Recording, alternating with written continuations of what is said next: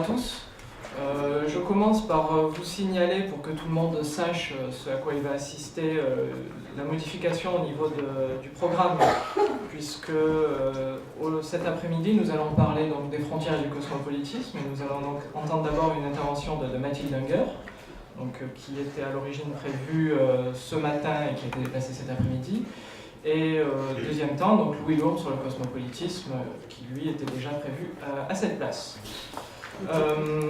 Nous allons en fait cet après-midi rapprocher deux questions qui sont assez proches mais pas identiques, c'est-à-dire la question d'un côté de la justification philosophique des frontières, et puis ensuite dans un deuxième temps la question du cosmopolitisme, donc c'est l'idée que l'on puisse être citoyen du monde.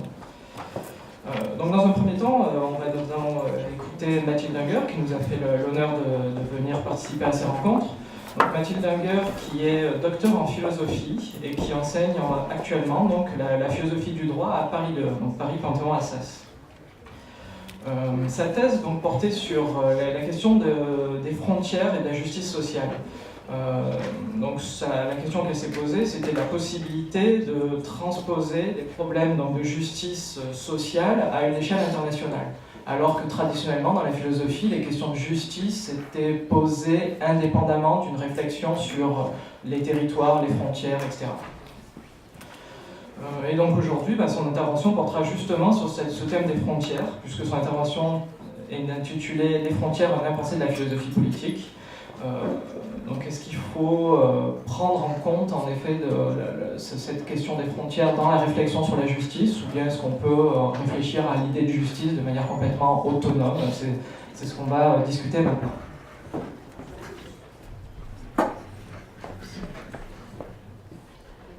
Merci beaucoup Sylvain, et merci à tous ceux qui ont contribué à l'organisation de cette rencontre philosophique d'Orléans, et auquel je suis ravie de participer aujourd'hui. Merci aussi aux lycéens qui sont là pour nous écouter aujourd'hui.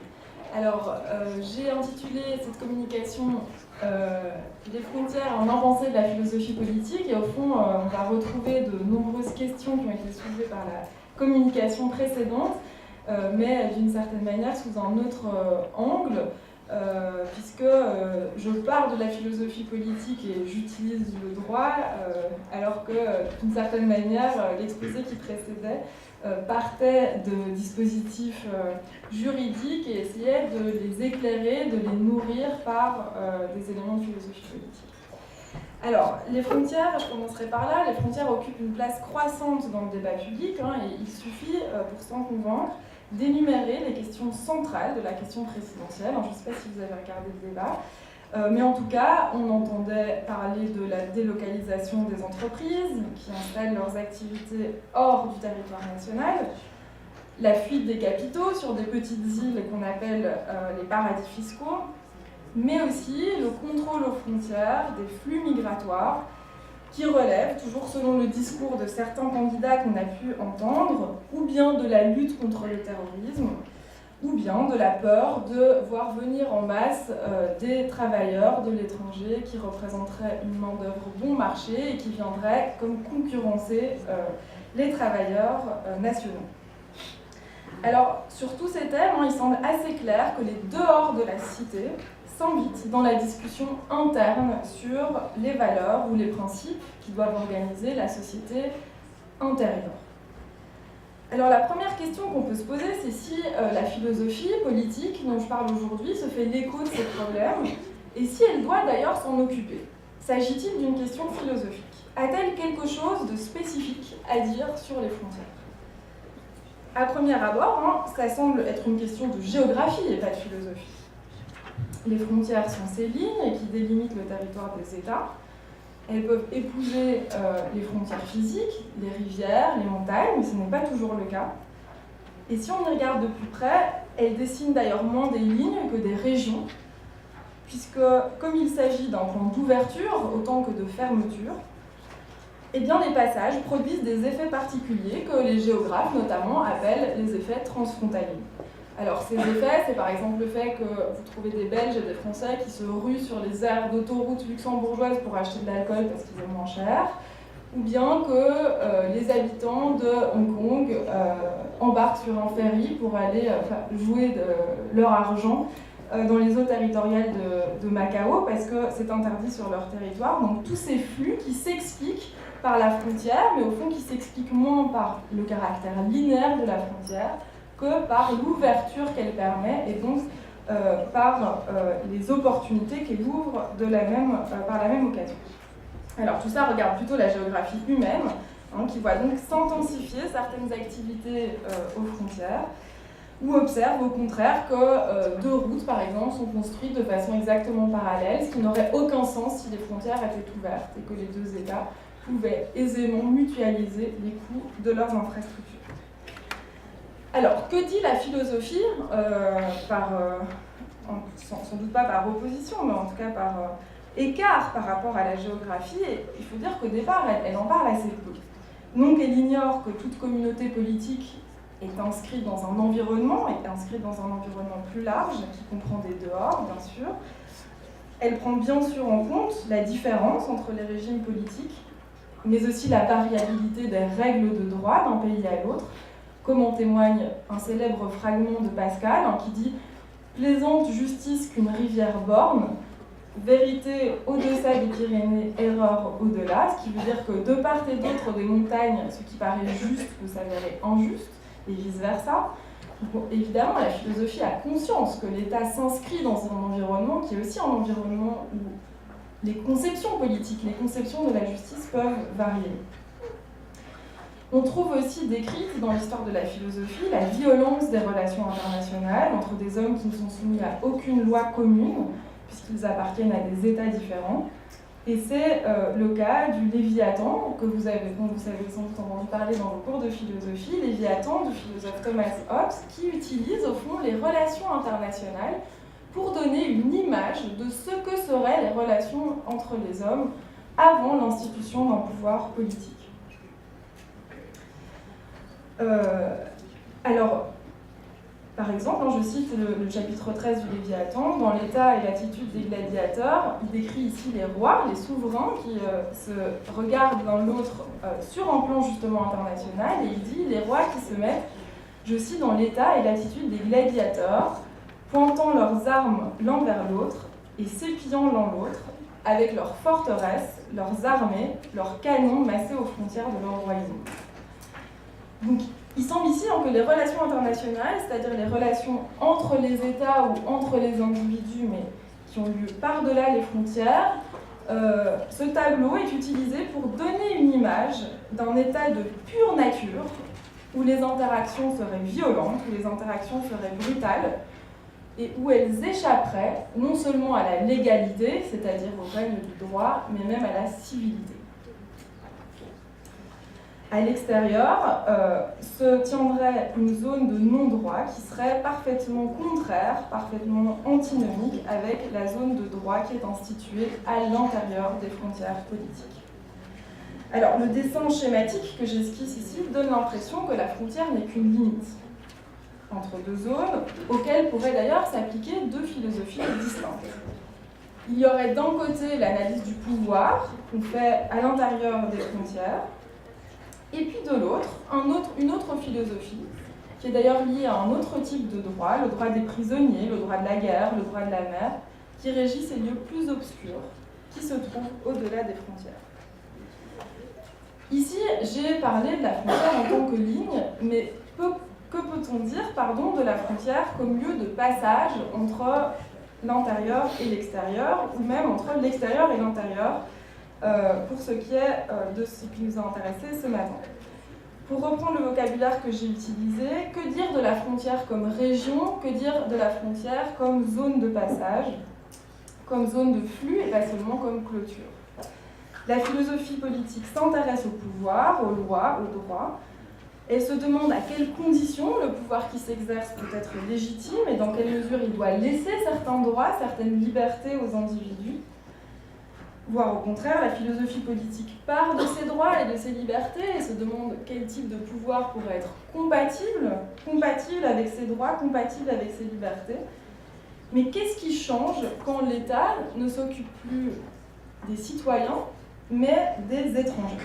est-il tenu, là encore, de les traiter avec le même respect qui le lie quand il respecte les droits et les libertés des citoyens? Doit-il, plus encore, leur offrir les mêmes droits, voire les mêmes protections, un procès équitable par exemple, voire même un salaire minimum lorsque l'étranger travaille sur le territoire?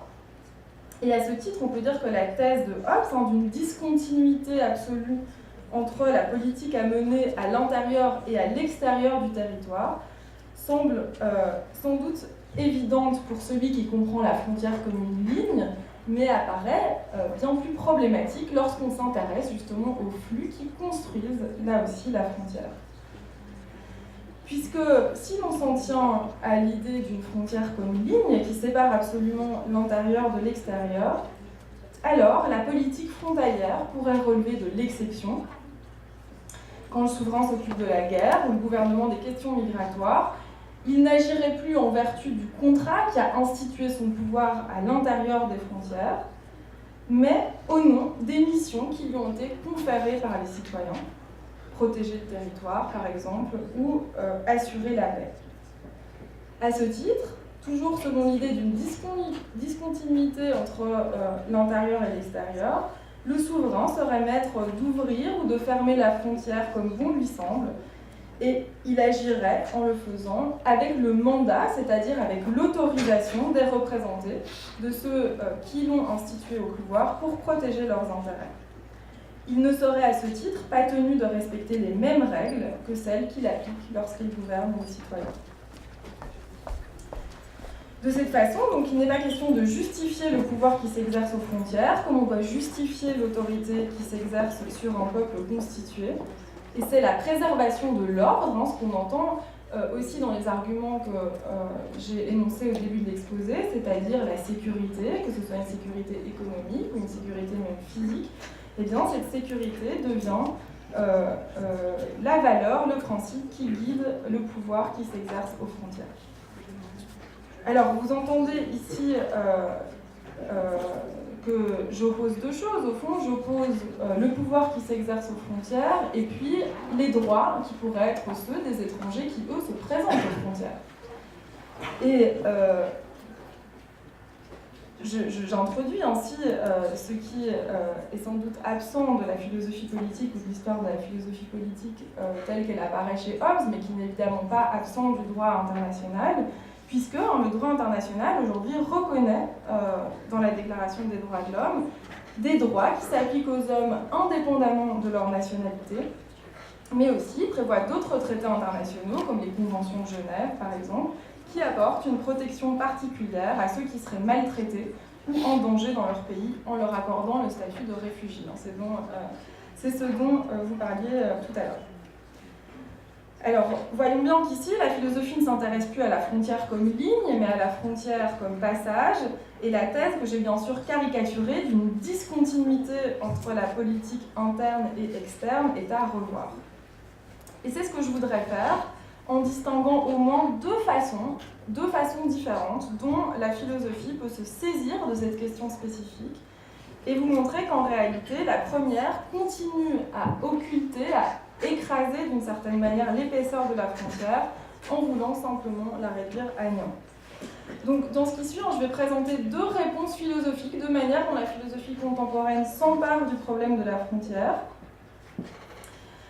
et qui s'attaque à la contradiction entre, d'un côté, l'idée que la frontière décrit les limites de la souveraineté, mais que de l'autre, il est difficile de maintenir une séparation tout à fait étanche entre la manière dont l'État déploie son autorité à l'intérieur du territoire et à l'extérieur de son territoire en s'intéressant aux étrangers. On peut lire au fond ces deux réponses de la philosophie comme une objection à l'image que j'ai présentée, à l'image qu'on trouve de façon schématique, c'est plutôt moi qui l'ai schématisée chez Hobbes, c'est-à-dire l'image qui dirait, aux frontières, le pouvoir n'est plus tenu par aucun droit. Alors, voyons donc ces deux manières dont la philosophie peut s'emparer du problème des frontières et revoir, réviser cette image d'une discontinuité entre le pouvoir qui s'applique à l'intérieur ou à l'extérieur du territoire. Alors, la première critique, c'est une critique classique qui émane en fait de l'idée d'égalité. On peut l'appeler cosmopolitisme, et il en sera question dans l'exposé suivant, au sens où ce terme désigne la conviction que les hommes ont un statut qui ne se réduit pas à leur citoyenneté nationale. C'est-à-dire que leur statut de citoyen d'un État n'épuise pas tout ce qui les constitue en tant qu'hommes, et ce, même de façon juridique. Alors, il ne suffit pas de dire que tous les hommes sont égaux à la naissance, car ce qui nous intéresse n'est pas de décrire la nature humaine, mais d'en tirer des conséquences sur le traitement auquel ont indifféremment droit tous les hommes. Ma démarche suit ici celle de Rousseau, dans le discours sur l'origine des inégalités entre les hommes, dont vous avez sans doute entendu parler. Face à une société corrompue, où les écarts de richesse se traduisent par des relations de domination qui sont intenables entre les faibles et les puissants, Rousseau tente de retrouver, grâce à cette généalogie hypothétique reconstituée, le point de bascule qui marque le passage entre un état de liberté et un état d'aliénation sociale. Et cet état de nature, qui est pourtant fictif, lui permet de convaincre son lecteur d'au moins une chose: ne croyons pas que les inégalités sociales reflètent parfaitement les inégalités naturelles. C'est-à-dire qu'un comte ou un marquis tire sa puissance d'une nature supérieure et non d'une institution ou d'une convention sociale. Mais on ne peut pas en rester là. Pourquoi ? Parce que dans leur état naturel, en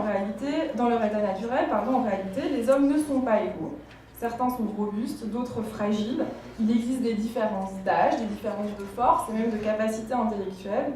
Et donc, il serait assez risqué d'essayer d'établir l'égalité juridique ou morale entre les hommes sur cette égalité naturelle. Alors, rien ne sert de brandir l'égalité naturelle, il faut plutôt essayer de justifier les mérites d'une égalité de traitement. Et revenons à notre problème, et tentons d'exposer les arguments qu'on trouve dans la philosophie contemporaine et qui s'inspirent de cette idée d'égalité entre les hommes, ou plutôt plus exactement de traitement égal entre les hommes, pour critiquer les frontières. Et je vais présenter, parmi une littérature abondante sur la question, deux arguments en particulier, c'est-à-dire d'une part une comparaison entre les ressources et les talents, et d'autre part une comparaison entre les frontières et les privilèges. Alors la première idée, c'est celle d'une comparaison entre les ressources et les talents. Donc je vais essayer de montrer comment la philosophie politique peut utiliser un argument qui vaut quand elle s'attache à des phénomènes qui ont lieu à l'intérieur des frontières pour critiquer la frontière. Et cet argument se trouve chez un disciple du philosophe américain John Rawls qui s'appelle Charles Bates et qui dit ceci. John Rawls, dont vous avez sans doute entendu parler dans vos cours de philosophie, critique les inégalités fondées sur la naissance. Pour lui, une société juste doit absolument éviter que la naissance détermine la répartition des richesses, mais aussi des positions sociales prestigieuses. Avoir un métier gratifiant, par exemple, être reconnu par ses pairs, être admiré pour un savoir-faire ou encore occuper une position de pouvoir. Rien ne justifie, selon Rawls, de réserver ces positions sociales privilégiées, que ce soit en raison de la richesse ou en raison du prestige, aux bien-nés. Il n'y a aucune raison que la naissance détermine le parcours à cet égard. Mais il va plus loin, puisque si généralement on accepte cette idée en permettant par exemple à tous d'aller à l'école pour avoir une certaine égalité des chances, que tous, ou en tout cas jusqu'à un certain point, il y avait un certain consensus sur le fait de taxer l'héritage, par exemple, pour rebattre les cartes et essayer d'égaliser, là encore, les opportunités qui s'offraient aux individus. Rawls va plus loin, au fond, puisqu'il dit que le classement à la sortie d'une école doit non seulement donc, être fidèle à cette idée d'égalité des chances, doit refléter le talent, c'est tout à fait vrai, c'est ce que dit la philosophie méritocratique, mais qu'il faut aller plus loin, car le talent lui-même, l'effort, n'est pas un atout qui est réparti de façon inégalitaire entre les hommes, et donc se fier uniquement aux atouts naturels, à la capacité qu'on a à se concentrer, à travailler, eh bien peut être tout aussi injuste que de se fier à la répartition des richesses, ou de ce qu'on pourrait appeler à la fois le capital économique et le capital culturel. C'est-à-dire non pas seulement l'argent des parents, mais aussi le fait que les parents sont capables d'aider leurs enfants à faire leurs devoirs ou bien à en tout cas à faire exemple et à les encourager dans des voies qui les amèneront à occuper des positions sociales prestigieuses. Et bien au fond, cette idée, cette critique des inégalités au nom de l'égalité entre les hommes, qui se fonde sur le caractère aléatoire à la fois de la distribution des richesses, mais aussi de la distribution des talents, elle amène un élève de Rawls qui s'appelle donc Charles Bates, je l'ai cité tout à l'heure, à utiliser cet argument à l'encontre des frontières. Ce qu'il dit au fond, c'est que les ressources naturelles, la fertilité du sol, les réserves en eau, mais aussi les gisements pétroliers, ce qui au fond toute la richesse qui peuvent être réparties sur le territoire, eh bien, là encore, fonctionnent exactement comme des atouts naturels. Ils sont répartis de façon aléatoire, et à ce titre, n'est-il pas injuste que certains aient droit, du simple fait qu'ils sont nés du bon côté de la ligne territoriale, que certains ont un droit à accéder à ces ressources alors que les autres n'en ont pas. Ainsi, quand la richesse des États révèle une distribution aussi hasardeuse, n'est-on pas dans la même situation inégalitaire que celle décrite par Rawls dans sa théorie de la justice? Si au contraire l'accès aux ressources doit se faire de façon plus égalitaire, on voit bien que le passage aux frontières ne peut plus être contrôlé par un pouvoir absolument exceptionnel, comme je l'esquissais tout à l'heure. Il y aurait au contraire, celui qui se présente aux frontières aurait un droit à opposer, un droit sans doute naturel, fondamental, à lui aussi avoir accès aux ressources qui se trouvent sur le territoire. Et en lui empêchant l'accès au territoire, la frontière risquerait d'entériner cette inégalité première, cette inégalité dans la distribution des ressources, exactement comme une société d'ordre entérinerait les inégalités de naissance entre les hommes. Alors voilà, ce premier argument, il est assez fort dans la mesure où il est analogique, c'est-à-dire qu'il repose sur une comparaison. S'il est inégalitaire de réserver les places les plus prestigieuses de la société aux enfants qui ont eu la chance de vivre dans une famille non seulement riche, mais aussi cultivée, voire bien intégrée, eh bien, n'est-il pas tout aussi inégalitaire de sceller le destin des différents habitants du monde selon qu'ils vivent dans un État qui est plus ou moins richement doté en ressources naturelles? Sauf que cet argument, il suppose quelque chose, il suppose une certaine prémisse empirique, c'est-à-dire il suppose une corrélation qui est en fait problématique entre les ressources naturelles et les richesses. En fait, ce qu'on peut objecter à Bates quand il dit ça, alors même que son argument est fort, c'est que quand on regarde les pays du monde, c'est absolument pas clair que les pays qui sont les mieux dotés en ressources sont aussi les pays les plus riches. Alors, c'est un argument qui a été fortement discuté, et je voudrais, à ce titre, passer à une deuxième comparaison qui fonctionne sans doute mieux, même si on prend en compte donc, cette objection, c'est-à-dire le fait que, c'est vrai que les richesses, les ressources ne sont pas réparties de façon égalitaire, mais au fond, on ne sait même pas si les ressources sont aussi déterminantes qu'on peut le penser sur le destin des hommes.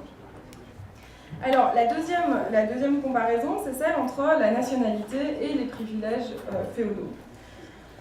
Et on trouve cette deuxième comparaison chez un philosophe qui s'appelle Joseph Cairns, qui est un philosophe canadien et qui travaille depuis de nombreuses décennies sur la question des frontières, qui essaye de penser, là aussi, vraiment d'un point de vue philosophique, du point de vue des fondements, ce qu'il pourrait y avoir d'arbitraire à autoriser les États à contrôler leurs frontières, voire à admettre des traitements différents selon qu'ils ont affaire à leurs ressortissants ou qu'ils ont affaire à des étrangers.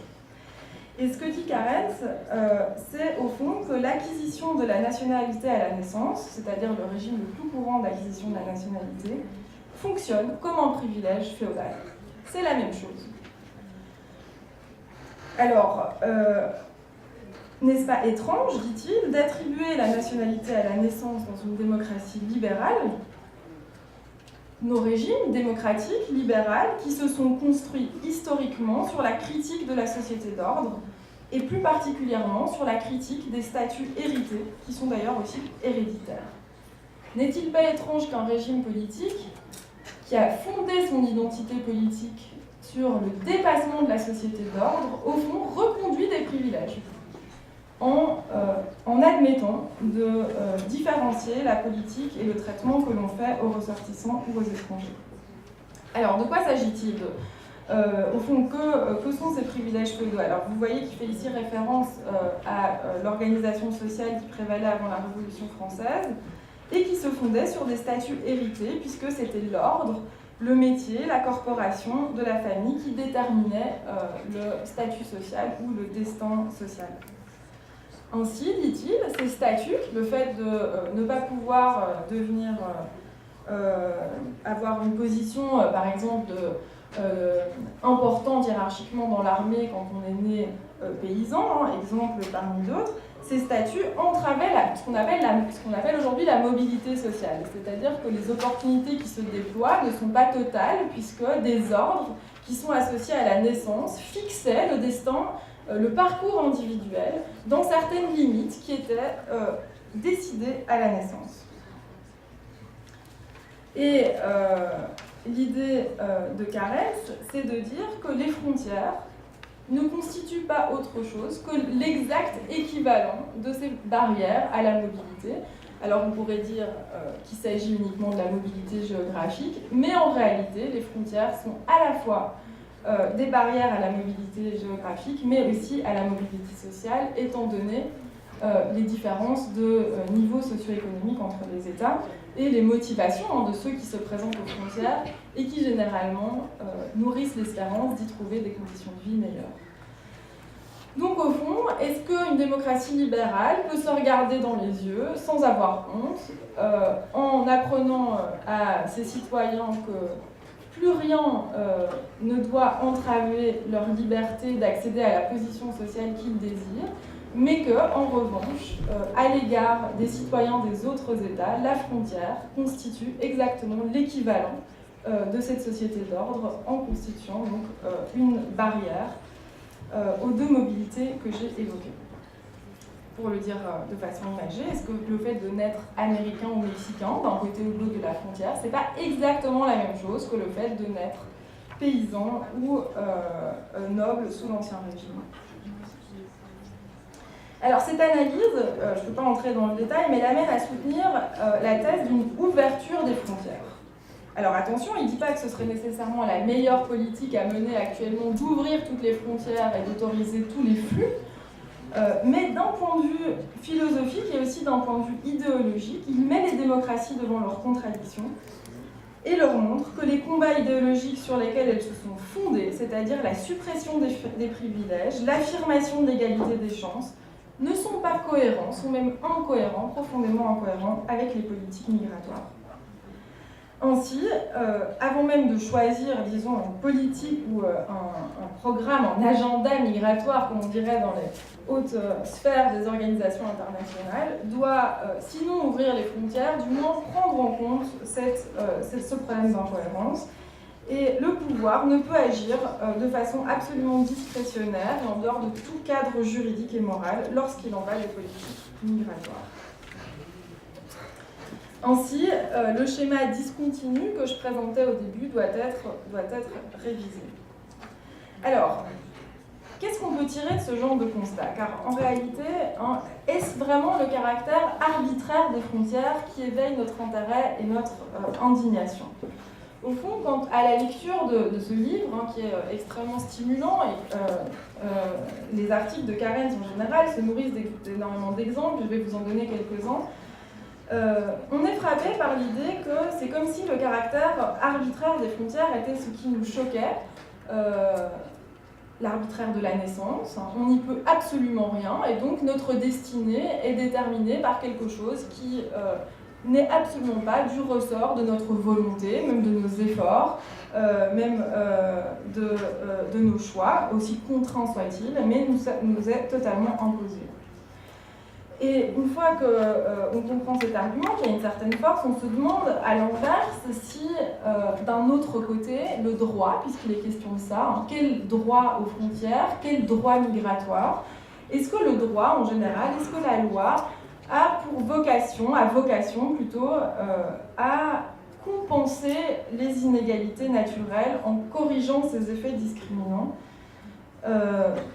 est-ce que, au fond, la justice consiste à neutraliser les inégalités naturelles? Est-ce que ce qu'on attend de la justice, c'est de neutraliser le fait qu'on n'est pas tous, à la fois avec les mêmes capacités, avec les mêmes atouts, mais aussi avec les mêmes opportunités en raison de l'endroit où on se trouve? Il semble, à y bien réfléchir, étrange d'associer la justice à la neutralisation des différences, et sans doute au premier chef parce qu'une telle entreprise se révèle rapidement vaine. Et il semble qu'il y a une autre raison pour laquelle il est délicat d'associer la justice à cette neutralisation de l'arbitraire, qui touche cette fois plutôt à des considérations institutionnelles. En réalité, comme l'a très bien montré la communication précédente, juste avant le déjeuner, le droit des étrangers s'est essentiellement construit, après la Seconde Guerre mondiale, sur une différenciation des statuts.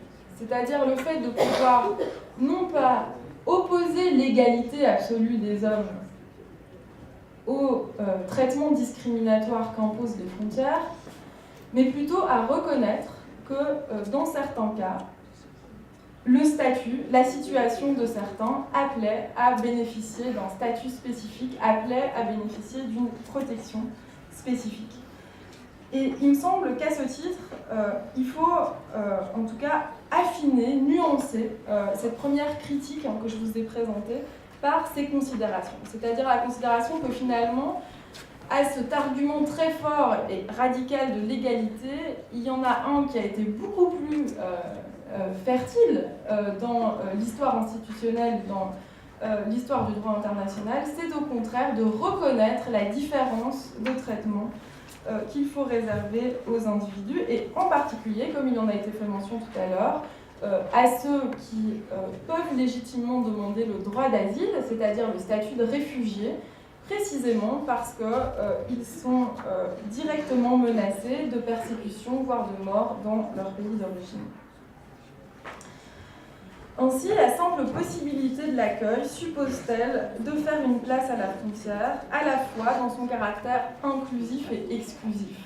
C'est-à-dire qu'à l'image d'une ouverture totale des frontières, auquel pouvait mener, dans sa version naïve, évidemment, l'argument d'une parfaite égalité entre les hommes, eh bien, s'érige l'idée d'un modèle politique, philosophique de justification qui rend possible parfois d'ouvrir les frontières, parfois de les fermer, à la condition de pouvoir établir cette distinction sur certains critères qui sont reconnus, à la fois en droit international, mais sans doute aussi en philosophie. C'est tout l'enjeu. Peut-on philosophiquement asseoir, reconnaître des critères objectifs qui autorisent des démocraties libérales qui peuvent encore se regarder dans les yeux à différencier le traitement qu'ils réservent à ceux qui se présentent sur leur territoire? Alors là encore, Joseph Carens est d'un grand secours, puisque à côté de sa thèse radicale sur l'ouverture des frontières, il tente, et c'est là une grande vertu d'un philosophe, vraiment de s'intéresser dans le détail aux diverses situations qui se présentent dans la réalité, et de faire ce travail difficile qui est de tenter de justifier certaines exclusions pour mieux légitimer certaines inclusions. Alors vous allez voir, c'est difficile parce que ça heurte notre sens commun, mais j'aimerais vous soumettre les hypothèses qu'il propose et qui peuvent sans doute nous aider à réfléchir à la manière dont la philosophie politique s'empare de cette question des frontières. Alors, ce qu'il dit Carens, c'est donc toujours le même, dont il était question dans la première partie de cet exposé, c'est que le rôle primordial de la nationalité est problématique, notamment parce qu'elle est acquise à la naissance. Elle fonctionne en cela comme un privilège. Mais en réalité, dit-il, il y a des façons plus aisément compatibles avec nos principes fondamentaux d'attribuer la nationalité, et même de justifier la manière dont elle est attribuée actuellement, c'est-à-dire à la naissance. Il suffit, selon lui, d'utiliser des critères qui ne se fondent pas uniquement sur la naissance, mais sur des qualités ou des critères objectifs. En effet, on peut admettre, par exemple, que des hommes appartiennent à différentes communautés politiques et qu'ils y jouissent de certains droits spécifiques, souvent différents, sans violer le principe d'égalité. Il faudra simplement se fonder sur des critères objectifs pour fonder la nationalité, comme par exemple la participation au tissu social, dont peut témoigner la durée de résidence sur le territoire, par exemple. Ainsi, on pourrait réinterpréter l'octroi de la nationalité à la naissance, qui soulève certaines objections, non plus comme un privilège féodal, mais comme un indice relativement fiable de la future résidence d'une personne. Naître dans un pays ne représente plus un privilège en tant que tel, mais un signe de la probabilité pour celui qui naît dans un pays de s'y installer durablement et donc de tisser des liens solides, profonds avec la communauté où il se trouve. On peut logiquement estimer que celui qui est né en France a plus de chances d'y vivre que celui qui est né en Chine. C'est simplement ça son raisonnement. C'est pour cela qu'on lui accorde la nationalité française. Et donc il tente de relégitimer ce qui paraît totalement arbitraire et aléatoire dans l'octroi de la naissance en disant en fait ce n'est qu'un moyen, ça n'est qu'instrumental, c'est simplement l'indice le plus fiable des chances qu'il a de vivre dans une communauté donnée. On ne se fonde pas sur sa naissance, on se fonde sur une probabilité. Mais sauf que si c'est en vertu de cette probabilité d'habiter dans un pays ou un autre que l'on octroie la nationalité, alors il faudra ajouter différentes modalités, différentes possibilités de naturalisation, par exemple, parce que ça veut dire que ce n'est pas la naissance en tant que telle qui est déterminante, c'est un autre principe. Il faudra être parfaitement fidèle à ce principe. Et c'est d'ailleurs ce que Carrel croit observer dans le quasi-consensus des États européens sur l'octroi de la nationalité aux enfants d'immigrés établis sur leur territoire, comme en témoigne la réforme du droit du sang en Allemagne de 2000. En effet, si c'est l'appartenance sociale qui doit guider le droit à la nationalité, il n'y a aucune raison de faire primer le droit du sang sur le droit du sol.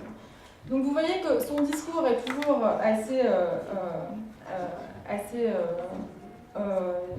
se situe dans un registre bien spécifique, c'est-à-dire qu'il emprunte au droit, il emprunte à ce qu'il observe dans l'évolution des juridictions, mais il ne se prive pas pour autant d'utiliser la philosophie politique comme un outil pour mettre les démocraties devant leurs contradictions, mais aussi là pour essayer de reconstruire les raisons qui peuvent fonder quelque chose qui nous paraît a priori insupportable. Alors bon, jusqu'à présent c'est facile parce qu'on n'a exclu personne, on n'a fait que réinterpréter quelque chose qui existait, donc ça ne nous heurte pas trop profondément. Maintenant, qu'en est-il concernant la politique migratoire ? Une fois qu'on a compris ou une fois qu'on a accepté que la politique migratoire, c'est-à-dire le fait de pouvoir exclure, de pouvoir légitimement exclure, n'était pas a priori incompatible avec les principes fondamentaux d'un État, quelle conclusion peut-on en tirer pour notre problème de départ ?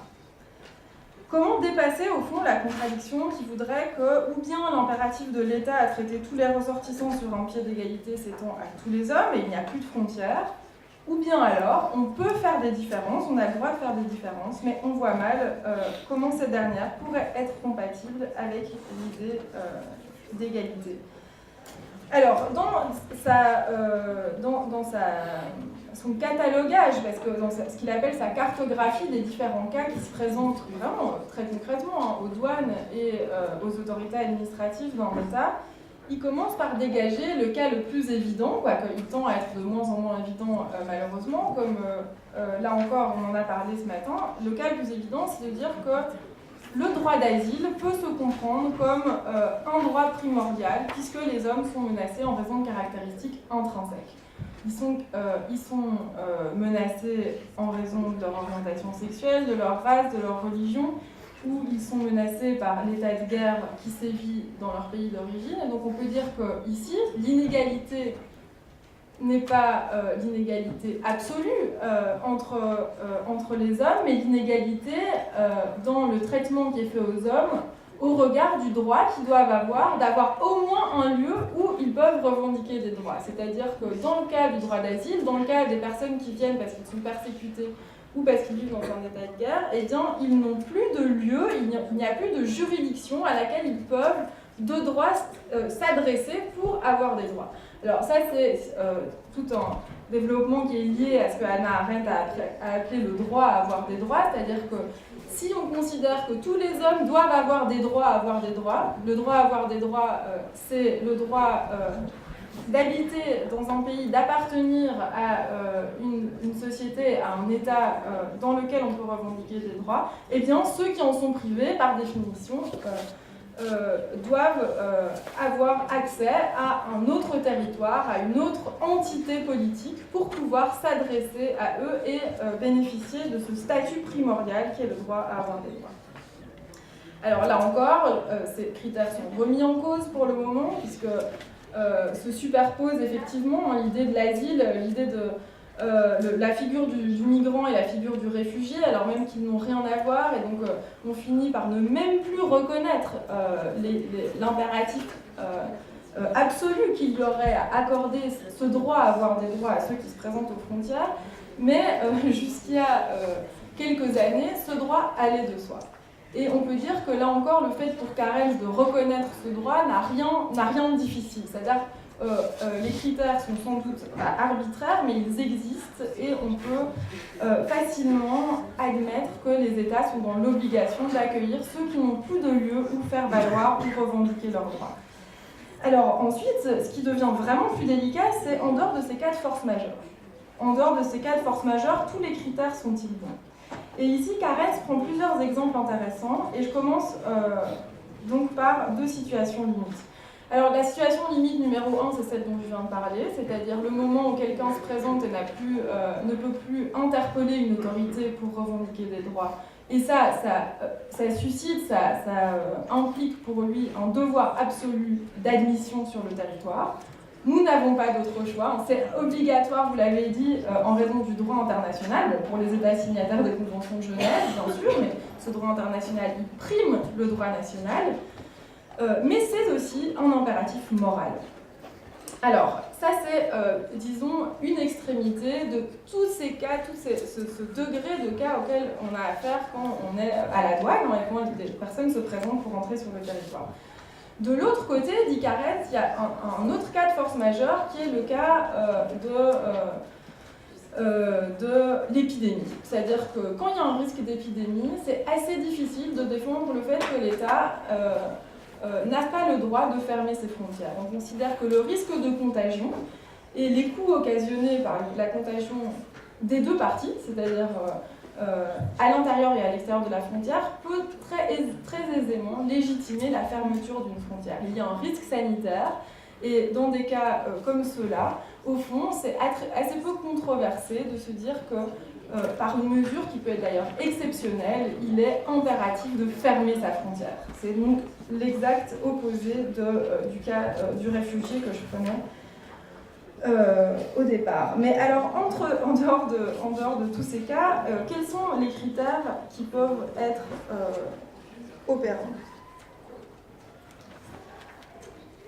Ici, Carens se fonde sur l'idée que ces critères, c'est l'idée majeure de son livre, doivent être cohérents, doivent pouvoir être admis au sein d'une démocratie libérale. Alors, c'est pas sûr que son raisonnement soit convaincant, mais je vais essayer, là encore, de partir d'exemples pour vous le montrer. La difficulté vient donc de ces cas intermédiaires, et un des cas qui est pris dans son livre et qui lui permet de départager entre les cas difficiles, c'est des questions sanitaires qui ne relèvent plus du cas de force majeure que représente l'épidémie. Que se passe-t-il quand des malades se présentent aux frontières ? Peut-on arguer du poids que pourrait représenter leur traitement sur les finances publiques pour refuser leur entrée sur le territoire ? Eh bien, à ce moment-là, Carens considère que cet argument, s'il n'est pas généreux, peut légitimement fonder des critères objectifs. C'est-à-dire que si on peut discuter politiquement de la légitimité de ce critère, il n'est pas profondément incompatible avec les principes fondamentaux qui fonde, qui constitue l'état de droit et plus particulièrement un état démocratique et libéral. Et j'attire votre attention sur la nuance qu'il fait avec un cas qui est un petit peu particulier à l'intérieur de cet ensemble, qui est le cas de la personne malade qui demande à entrer sur le territoire. Il dit, et qu'est-ce qui se passe pour le formulaire qu'on doit remplir en arrivant aux États-Unis et qui nous demande de déclarer si on est séropositif ou pas? Est-ce que ça peut entrer dans cette politique qui est certes peu généreuse, qui est même presque détestable, mais qui n'est pas incompatible avec les principes de l'état de droit?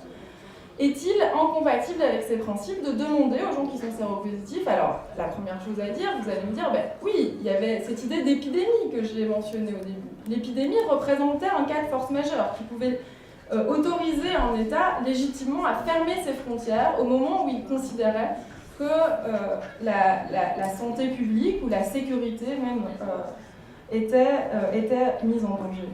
Et il dit, ici, c'est l'exemple par excellence d'un critère qui semble fondé sur une certaine objectivité, qui ne semble pas lié à des discriminations liées à la personne, et pourtant qui, si on y réfléchit bien, représente des formes de discrimination indirectes.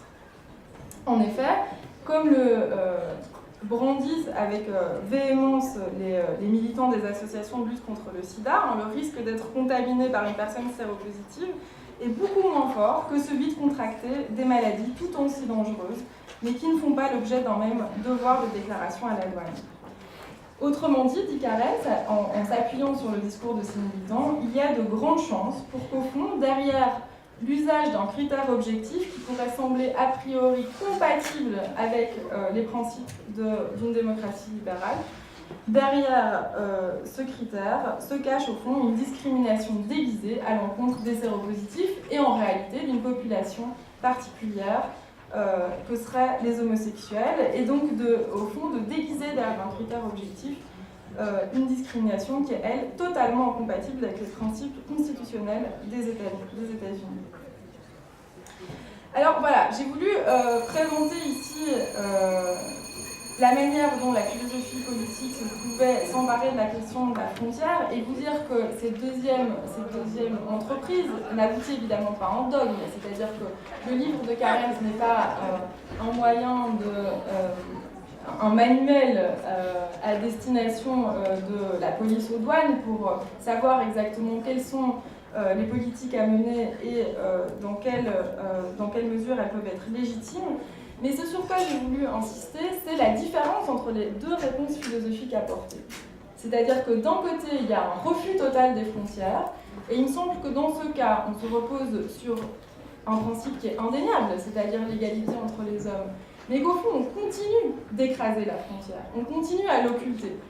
On ne peut que dire que la frontière est arbitraire parce qu'elle fonctionne comme un privilège et qu'elle a des effets discriminatoires.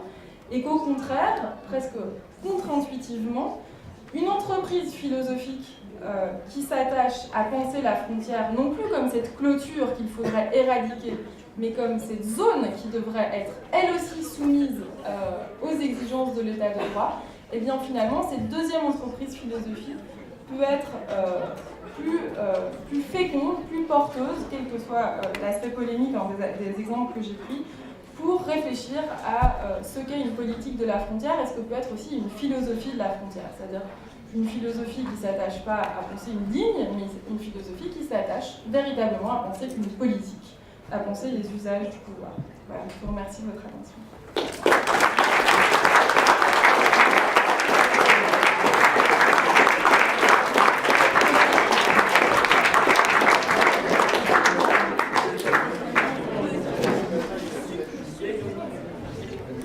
Merci beaucoup Mathilde de cet exposé très clair et qui nous permet de découvrir finalement des thèmes qui sont discutés dans la philosophie contemporaine sans que forcément on puisse souvent les soulever.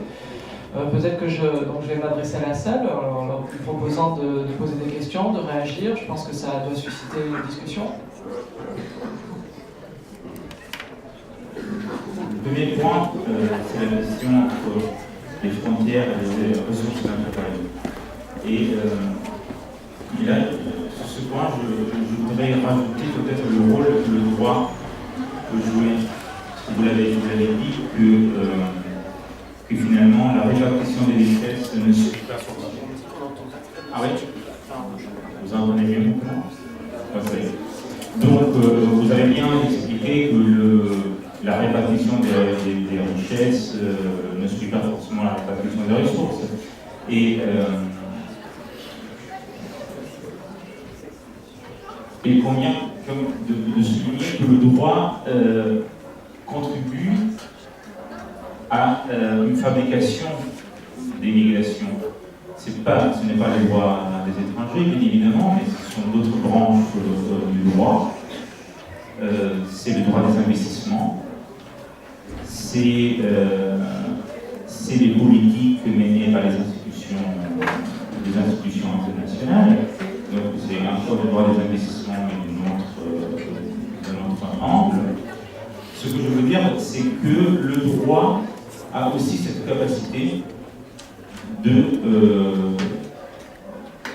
déplacer, encore une fois, les frontières et de permettre aux États au nord du monde de s'approprier non seulement la ressource, ça, on le sait malheureusement, mais aussi de détruire des ressources qui ne sont pas forcément des ressources naturelles, mais des ressources plutôt culturelles et qui structurent certaines sociétés traditionnelles. Je fais l'exemple des politiques qui ont été menées par exemple par le FMI, donc le Fonds monétaire international, la Banque mondiale dans le Sahel pendant les années 80. On a envoyé des techniciens qui venaient des États-Unis et de l'Europe pour expliquer aux Sénégalais comment faire l'agriculture, comment cultiver du riz. Et on les a obligés à mettre en place des techniques qui ont détruit les cultures en 2-3 ans. Donc je pense que c'est très important de ne pas oublier aussi cette capacité que le droit a de se déployer aussi au-delà de la frontière. Donc c'est le droit finalement des États construits par les États qui seraient la destination des flux migratoires, droit qui se déploie au-delà de la frontière et qui fabrique lui-même l'immigration. Et deuxième point, je viens à ma question. Je me demande si les questions paradoxales qui sont liées au traitement des migrants ne pourraient être comprises aussi en s'appuyant aussi d'autres principes, c'est-à-dire le principe d'égalité, vous l'avez bien expliqué, a du mal à être justifié face au traitement juridique des migrants. Je me demande s'il n'y aurait pas d'autres principes, d'autres clés d'interprétation qui pourraient permettre non seulement de comprendre le traitement des migrants, mais de dépasser justement des politiques qui sont des politiques inhumaines. Je pense par exemple au principe de l'unité, au principe de fraternité, au principe de solidarité internationale. Je veux dire des principes qui ne sont pas forcément des principes qui nient le principe d'égalité, mais qui le développent aussi sur d'autres plans. Merci beaucoup. Écoutez, la première chose que vous dites, donc le rôle du droit dans la création des inégalités entre États, mais aussi entre habitants du monde, disons, c'est essentiel, je pense, pour qualifier les injustices que dans cette littérature on appelle des injustices globales, mais qui sont aussi des injustices transnationales du fait de ces passages qui sont admis ou non. Et c'est précisément la faiblesse, me semble-t-il, de la première critique que j'ai énoncée. C'est-à-dire que cette première critique, elle fait comme si les frontières étaient inacceptables parce qu'elles consolidaient des inégalités naturelles.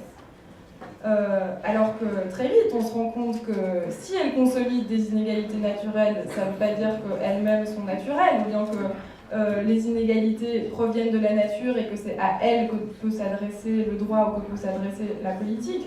Il suffit de regarder la Charte des Nations Unies pour voir que le droit des États à la souveraineté sur leur territoire, mais aussi aux gisements qui se trouvent sur leur territoire, c'est du droit international. Donc c'est déjà institué, c'est-à-dire que ce contre quoi on peut brandir des arguments égalitaires, c'est certainement pas les inégalités naturelles, mais c'est les inégalités instituées par le droit. Donc évidemment, la souveraineté des États sur leur territoire, c'est le b.a.-ba du droit international, mais ensuite il y a le FMI, il y a les accords de l'OMC, c'est-à-dire que finalement la façon dont la richesse se répartit entre les États, c'est absolument pas un fait naturel. Le marché n'est pas un fait naturel, il est institué par des organisations internationales, par des organisations transnationales, par plein de contrats de droit international privé. Donc évidemment, à partir de là, il faut réfléchir aux inégalités qui sont produites par le droit et non pas par la nature, ou en tout cas par des institutions qui ne feraient que refléter la nature. Et à ce titre, c'est là qu'il me semble que la première critique n'est pas la plus efficiente. C'est-à-dire que ce qu'il faut, c'est se demander, si même il y a des frontières, comment est-ce que des États qui sont effectivement bornés peuvent trouver une entente ou un accord sur la manière dont les richesses sont distribuées et qui ne sont pas contraires à certaines exigences de justice. Mais effectivement, on place le débat à un autre endroit. Et je pense qu'à ce titre, l'image de la frontière est parfois, disons, elle prête presque à plus de confusion qu'à autre chose, parce qu'on a l'impression que c'est de ça qu'on parle. C'est-à-dire on va faire une conférence sur les frontières, mais c'est pas ça le fond. Alors ensuite, dans ce que vous dites, il y a des États qui ont exploité d'autres, il y a des États qui imposent leur modèle libéral à d'autres, ou leur modèle agricole à d'autres, évidemment. Donc une fois qu'on a compris que c'était l'interaction entre des États qui ont leurs frontières, qui posent des problèmes de justice, eh bien on peut dire qu'on va faire appel à une justice réparative, c'est-à-dire qu'on considère qu'il y a des États qui ont colonisé d'autres, en tout cas d'autres territoires, et que donc il faut rectifier ces histoires de pillage, ou bien on peut faire référence à d'autres principes, mais en tout cas le débat ne se situe plus exactement au même endroit.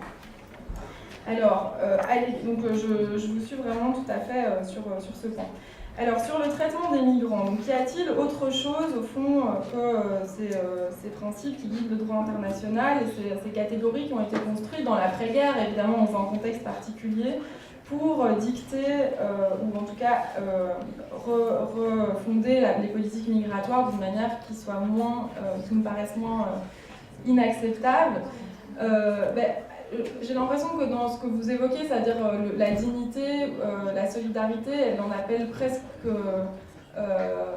seulement à de l'assistance, alors que ce dont j'ai l'impression aujourd'hui, c'est que déjà cette superposition entre le migrant et le réfugié pose des problèmes aujourd'hui, parce qu'on l'utilise en faveur d'un nivellement par le bas, c'est-à-dire que le réfugié n'est plus qu'un migrant, mais que si déjà on considérait que la détresse économique vaut d'une certaine manière comme toutes ces raisons impérieuses qui poussent les gens à quitter leur territoire, souvent évidemment en dépit des attachements et de l'amour qu'ils portent à leur État, eh bien au fond, si on utilisait cette superposition non pas pour dévaluer les impératifs qui naissent du statut de réfugié, mais au contraire pour enrichir ce qu'on doit à la migration économique, eh bien, ça permettrait de faire évoluer aussi le droit international en regard de ces nouveaux enjeux. Mais je crains en fait que les notions de dignité appellent à des politiques d'accueil qui soient aussi minimales, en fait. C'est-à-dire qu'on peut toujours voir la dignité de façon assez peu généreuse. Bon, j'ai pas de solution, évidemment, pour faire évoluer le droit international à cet égard.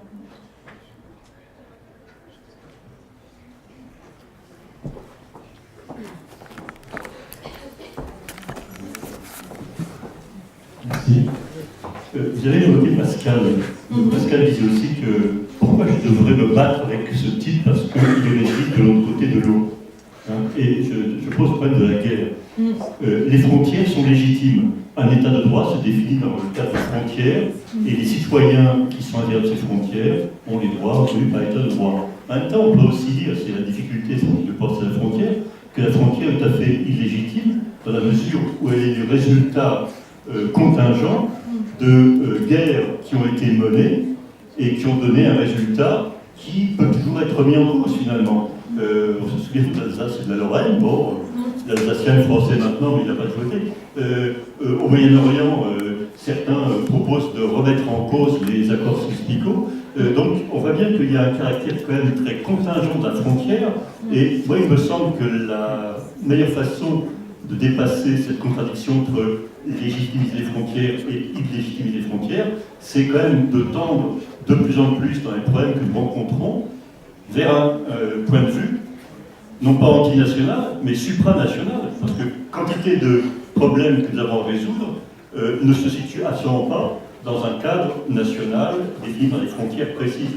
Et donc, il y aurait une nécessité de transcroissance d'un point de vue purement nationaliste, avec une sacralisation de la frontière, vers un point de vue plus mondialisant, plus cosmopolite.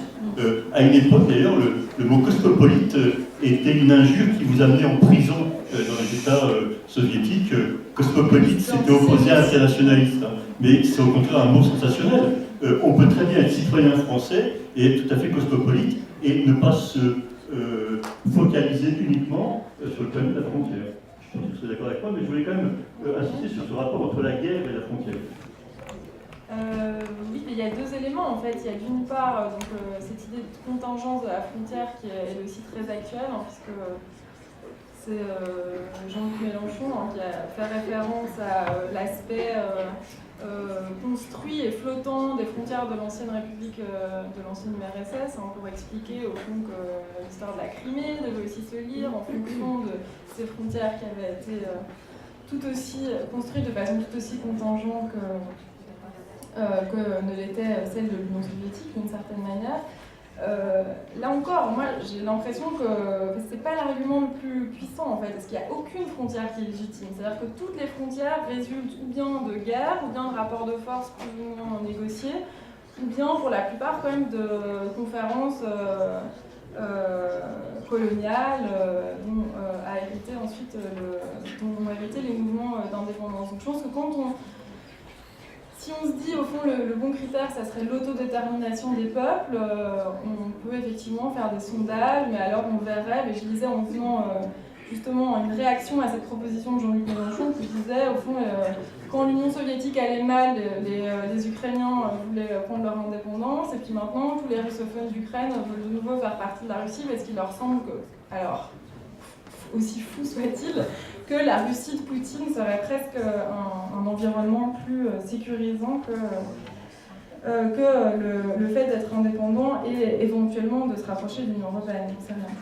Donc je ne sais pas si c'est l'angle le plus fécond en fait, de toujours revenir au caractère construit de la frontière. Bien sûr qu'elles sont construites les frontières, mais il y a plein d'autres manières de s'attaquer à leurs effets plutôt qu'à leur tracé en tant que tel. Et au fond, quand on s'attaque à leur tracé, c'est difficile de ne pas reconduire cette espèce de naturalisation de la frontière. Comme si on devait en revenir au bon tracé, à celui qui était naturel, à celui qui était adéquat. Voilà.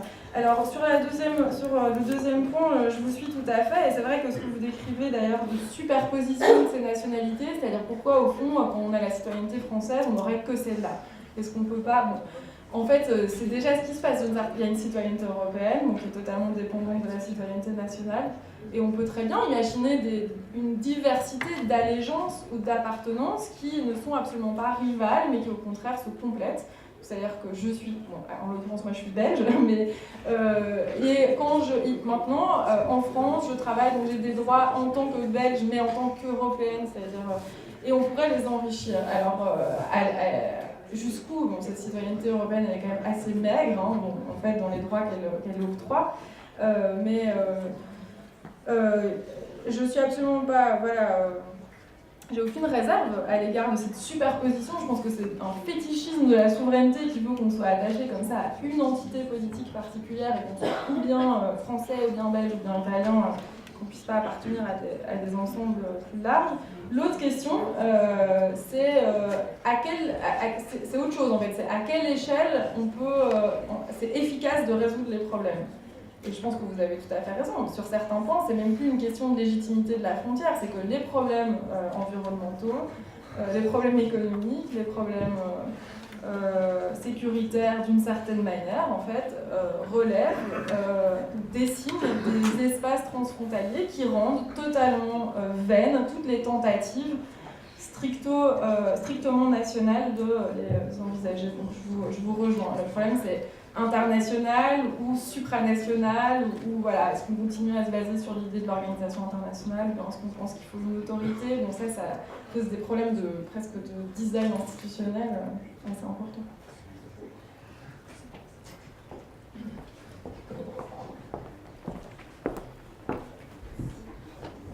Moi, je peux poser une question par rapport justement des sociétés multinationales ou internationales qui s'ingèrent dans les pays et qui remettent en cause certaines des lois qui ont été dictées dans un pays pour protéger les gens qui sont dans le pays. Donc là, c'est un peu l'inverse.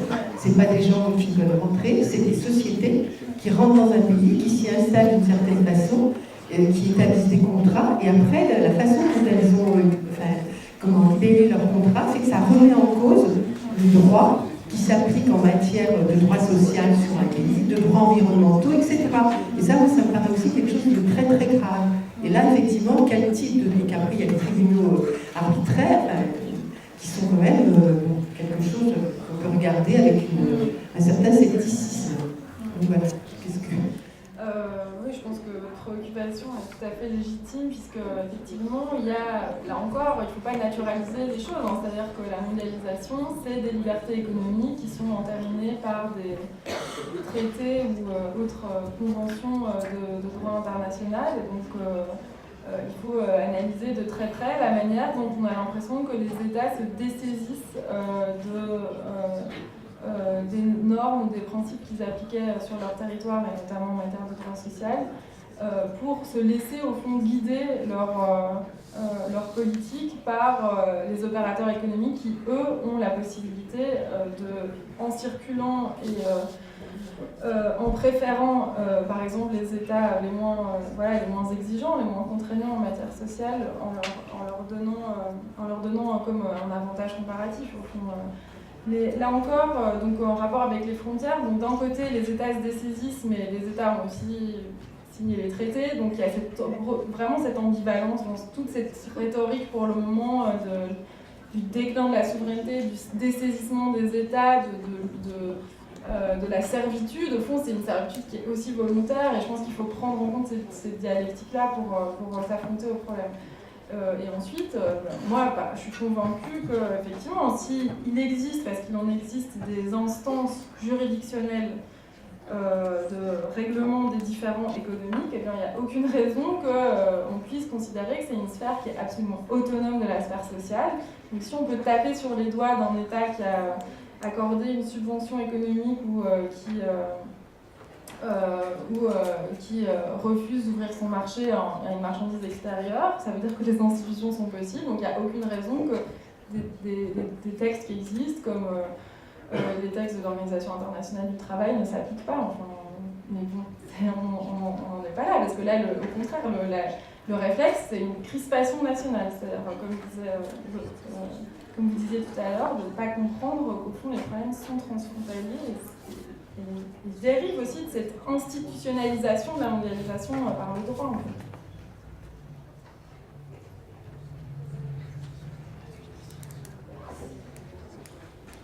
Il y a une élève. Une élève.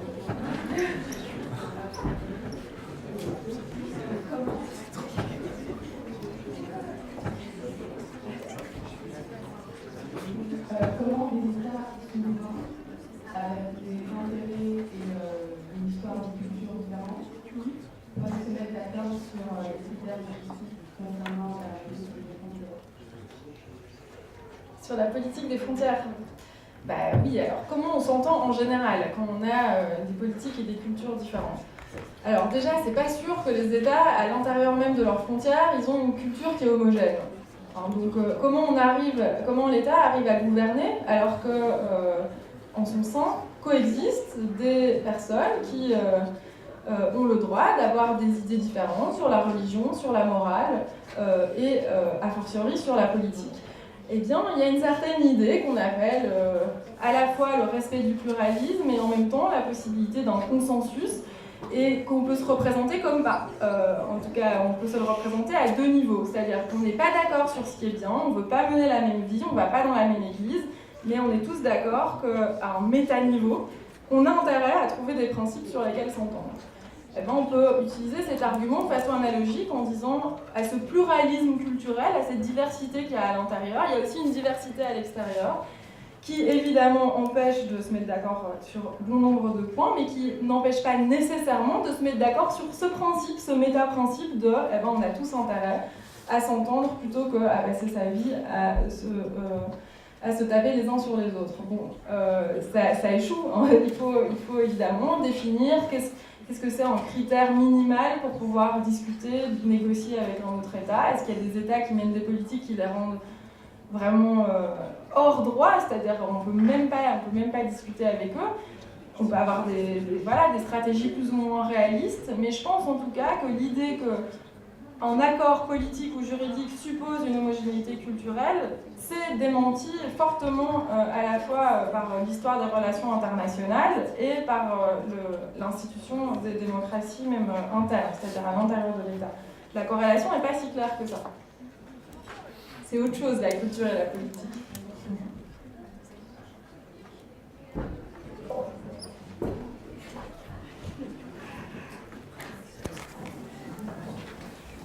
Je voudrais revenir sur un point que vous avez évoqué, à propos du malade. Vous avez dit qu'il n'est pas illégitime, j'interprète en forçant sans doute votre propos. Il n'est pas légitime qu'un État ferme ses frontières en cas d'épidémie pour s'en protéger. Et ensuite, vous avez évoqué la figure du malade. Que répondre à des discours politiques qui visent à penser l'étranger, le migrant, sous la figure du malade d'un malade qui ne sera pas forcément un malade porteur d'une pathologie donnée, mais malade en tant qu'il risque de pervertir le plan social, malade d'un point de vue économique, bref, en disant on aurait bien aimé vous accueillir, mais comme on ne peut pas, sauf à nuire à nous-mêmes, on va devoir fermer nos frontières parce que finalement, cette vague de réfugiés, cette vague de migrants, peut-être mélangés, représente pour nous une forme d'épidémie dont on doit se protéger. Quel discours tenir face à ce type de diagnostic qui se veut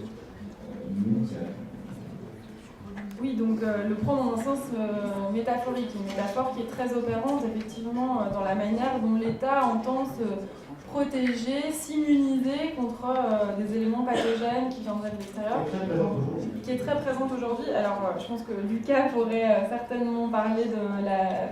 Bon, j'imagine que dans les études foucaldiennes, il doit y avoir des choses sur... ou chez Agamben, sur cette manière de concevoir l'étranger comme un corps malade. Moi, il me semble que... Enfin, alors, évidemment, j'ai pris... je parle d'une littérature qui est très différente et qui essaye de contrer exactement ce type de passion, on pourrait dire assez négative d'ailleurs, c'est-à-dire jouer sur la peur, la crispation pour mener des politiques sécuritaires qui paraissent être des politiques protectrices. Donc en essayant justement d'évacuer cette affaire qui est à la fois littérale et métaphorique d'une certaine manière, il lui semble, et je pense que de ce point de vue-là, ce type de littérature est assez fort, qu'il vaut mieux en fait assumer les problèmes. C'est-à-dire, on en discutait tout à l'heure aussi, mais et si le fait d'accueillir des migrants pesait vraiment sur les finances publiques? Est-ce que ce serait un problème? C'est-à-dire que pour le moment, ceux qui sont indignés par cette idée repoussent l'argument en général, et ceux qui le brandissent n'ont en fait aucun élément empirique, mais se servent d'un argument soi-disant empirique, voire chiffré, pour exprimer des appréhensions qui, comme vous le dites, sont d'un tout autre ordre, c'est-à-dire qui sont d'un ordre qui est symbolique, de l'ordre et passionnel, hein, c'est-à-dire on a peur de ce que la mixité culturelle, économique et sociale pourrait faire à notre société, comme si celle-ci était homogène. On en revient à l'autre question. Et donc, dans les deux cas, on occulte la question, c'est-à-dire pour que ce soit pour faire l'éloge d'une ouverture ou d'une fermeture des frontières. Donc moi je pense qu'il faut littéraliser la métaphore, c'est-à-dire justement c'est pas agréable de penser à ces cas parce que personne n'a envie de rusher sur le territoire un malade, mais est-ce qu'on peut entendre qu'il y a une gradation? Ou bien est-ce que c'est insupportable? J'en sais rien, hein, c'est difficile de dire que c'est pas supportable parce que quelqu'un qui se présente aux frontières a toujours des très bonnes raisons d'y être.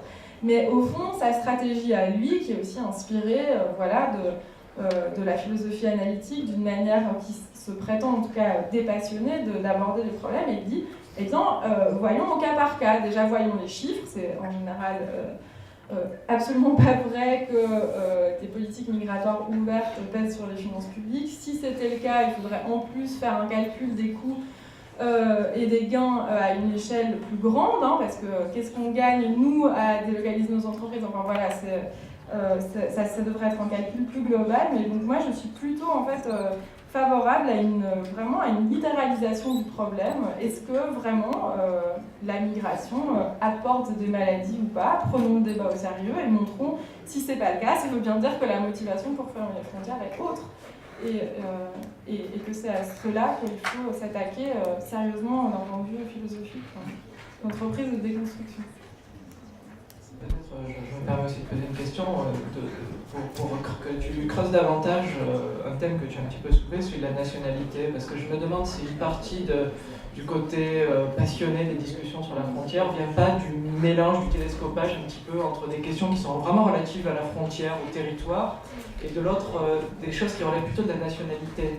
C'est-à-dire qu'on considère finalement qu'un national a forcément le droit de venir sur son territoire. Au contraire, ceux qui ne sont pas nationaux auraient par contre pas le droit, eux. Au contraire, effectivement, dès lors qu'on pose les questions que vous posiez, on sent bien que l'enjeu, c'est plus du tout celui de la nationalité. C'est la question de savoir si oui ou non une personne a le droit d'aller sur ce territoire parce que c'est nuisible ou c'est pas nuisible, etc. Et donc, est-ce que du coup, vraiment, on ne gagne pas à essayer de neutraliser quasiment cette question de la nationalité, quoi, qui en fait est parasite et même à la limite peut-être moralement, pose un vrai problème aussi. Moi je suis vraiment partisane effectivement de penser ce droit d'entrée indépendamment de la nationalité, c'est-à-dire non pas de manière universelle mais à partir de critères raisonnés. Et il y a eu un débat notamment à la Cour de justice de l'Union européenne qui était assez intéressant parce qu'au fond il était question de savoir